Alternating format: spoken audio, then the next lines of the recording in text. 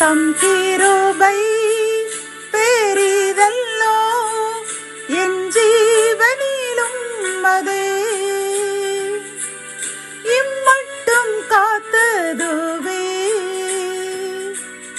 இன்னும் தேவை கிருபை தாருமே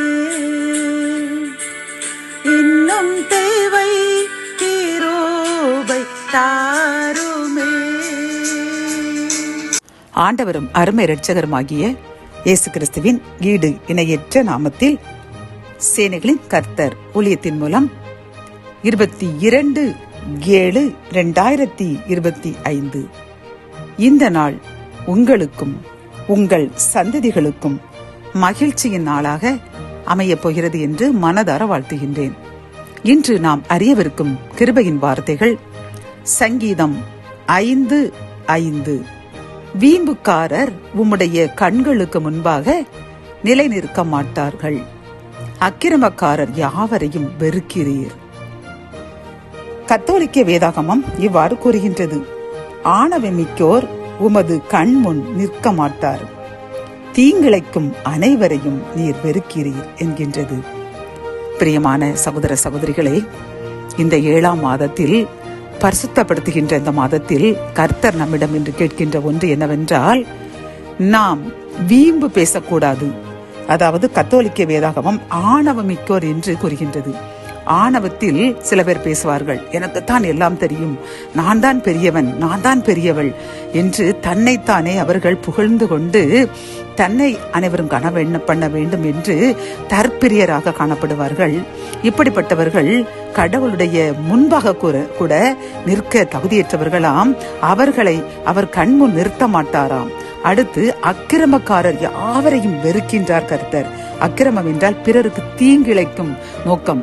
நாம் பிறருக்கு எந்த செயல்களிலும் தீங்கிழைக்க கூடாது. நாம் பிறரை பற்றி அடுத்தவருடன் கூறும் பொழுது சில பேர் அதிகாரிகளிடம் ஒருவரை பற்றி இல்லாது பொல்லாதது கூறி அதன் மூலமாக தீங்கிழைப்பார்கள். இது நான் என்ன செய்து விட்டேன் என்று நினைப்பார்கள். சில அப்படி சிறு சிறு தவறுகள் கூட செய்து அதனால் பிறரை கண்ணீர் வடிக்க வைத்து பிறர் மனதை வேதனைப்படுத்துவது தீங்கான காரியம். பிரியமானவர்களை, இப்படிப்பட்ட காரியங்களை கர்த்தர் மிகவும் அருவருக்கின்றார்.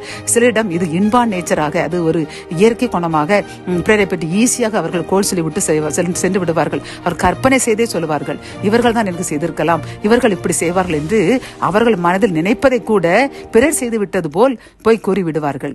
இப்படி செய்து பிறருடைய கண்ணீருக்கு நாம் ஆளாக கூடாது என்று கர்த்தர் தெளிவாக கூறுகின்றார். பிரியமானவர்களை, இப்படிப்பட்ட செய்கை உடையவர்கள் கர்த்தருடைய கண்களுக்கு முன்பாக நிற்காமல் அவர்களை அழித்து விடுவேன் என்று வாக்கு மாறாத கர்த்தர் கூறுகின்றார். ஆகவே என் அன்பு சகோதரனை சகோதரியே, இந்த செய்தியை கேட்டுக்கொண்டிருக்கிற நமக்கு இப்படிப்பட்ட குணங்கள் நம்மை அறியாத குணமாக கூட இருக்கலாம். இருந்தால் அதற்காக மன்னிப்பு கேட்போம். அந்த குணத்தை அகற்றி இந்த மாதத்தில், இந்த 7ஆவது மாதத்தில் பரிசுத்தவான்களாக மாறுவோம். ஆசீர்வாதங்களை நாமும் நம் சந்ததியும் அளவில்லாமல் பெற்றுக்கொள்வோம். ஜெபம். என் அன்பு தகப்பனே, இந்த கிருபையின் வார்த்தைகள் மூலமாக அப்பா, வீம்பு பேசுபவர்கள், அக்கிரமம் செய்பவர்கள், பிறருக்கு தீங்கு நினைப்பவர்கள் உமது கண் முன்னால் நிற்க முடியாது என்று கூறினீரப்பா. நாங்கள் எங்களுக்கு அறியாமல் இப்படிப்பட்ட காரியங்கள் செய்திருந்தால் அதற்காக மன்னிப்பு கேட்கின்றோம். இன்றிலிருந்து பிறருக்கு சிறு தீமை கூட செய்கின்ற காரியங்களை நாங்கள் கனவில் கூட செய்ய மாட்டோம் என்று என்னுடன் சேர்ந்து யார் யாரெல்லாம் உறுதி எடுக்கின்றார்களோ அவர்களுக்காக ஜெபிக்கின்றேன். அந்த ஜெபத்தை ஏற்றுக்கொள்ளுங்க. அதன் மூலமாக எங்களை ஆசீர்வதியுங்க. மீட்பர் இயேசுவின் மூலம் ஜெபம் கேளும் நல்ல தகப்பனே, ஆமேன்.